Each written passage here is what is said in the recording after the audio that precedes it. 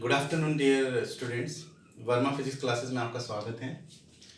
आज हम लोग moment of inertia find out करेंगे रॉड का, जिसका कि मास m है और लेंथ l है। और हम लोग ऐसा एज्यूम करके चल रहे हैं कि मास जो है वो उसके पूरे लेंथ पे डिस्ट्रीब्यूटेड है और उसका जो एक्सिस है वो उसके सेंटर से पास कर रहा है। अगर ये एक्सिस सेंटर से पास कर रहा है, so we can easily say this length would be L by 2 and this length also would be equal to L by 2. Okay, तो फाइंड आउट करते हैं मोमेंट ऑफ इनर्शिया इसका। इसके लिए क्या करेंगे, सबसे पहले एक एलिमेंट सेलेक्ट करेंगे at a distance x dx thickness का। ओके, तो dear students, moment of inertia अगर कोई स्मॉल ऑब्जेक्ट है dm मास का और उसका एक्सिस उस dm से अगर x डिस्टेंस पे है, तो वी ऑलरेडी नो कि उसका जो मोमेंट ऑफ इनर्शिया उस एलिमेंट का होगा that would be equal to dm into x square.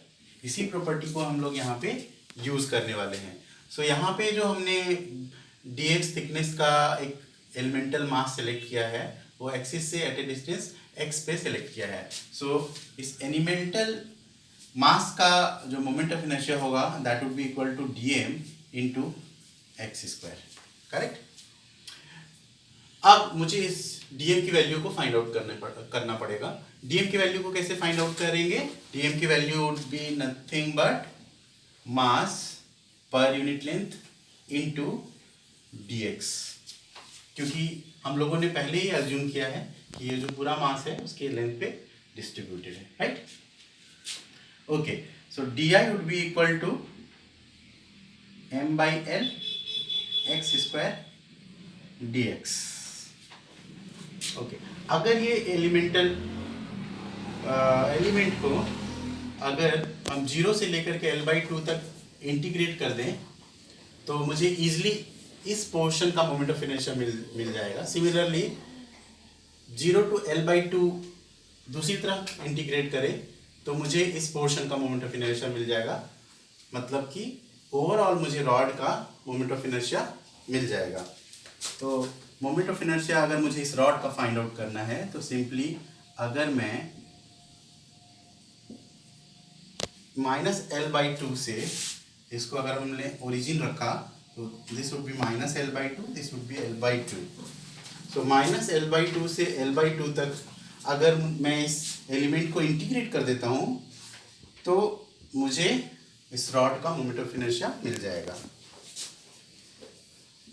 तो this would be equal to m by l x square dx। यहाँ पे आप देख सकते हैं m is constant, l is also constant. यहाँ पे वेरिएबल क्या है? x वेरिएबल है। तो सिंपली x स्क्वायर को इंटीग्रेट करेंगे और lower limit upper limit minus lower limit करेंगे, मुझे सिंपली i की वैल्यू मिल जाएगी। So this would be equal to m by l x cube by 3 l by 2 minus l by 2. So this would be equal to m by l cube by 24 minus of minus l cube by 24.